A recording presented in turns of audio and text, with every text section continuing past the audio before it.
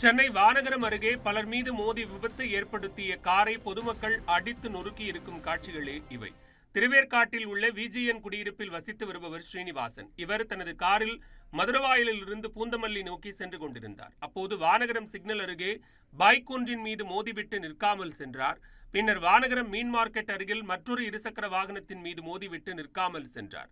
அவரை பிடிக்க முயன்றவர்களையும் இடித்துவிட்டு சென்ற சீனிவாசனை வேலப்பஞ்சாவடி சிக்னல் அருகே பேரிகார்டு வைத்து போலீசாரும் பொதுமக்களும் பிடித்தனர். ஸ்ரீனிவாசனின் கார் இடித்ததில் ஒருவர் சம்பவ இடத்திலேயே உயிரிழந்தார். மற்றொருவர் கால் முற்றிலும் முறிந்து ஆபத்தான நிலையில் சிகிச்சைக்காக அனுமதிக்கப்பட்டுள்ளார். மேலும் 5 பேர் காயமடைந்தனர். இதனால் ஆத்திரமடைந்த பொதுமக்கள் ஸ்ரீனிவாசனை தாக்கியதுடன் அவரது காரை அடித்து நொறுக்கினர். அங்கு வந்த போக்குவரத்து போலீசார் ஸ்ரீனிவாசனை கைது செய்தனர்.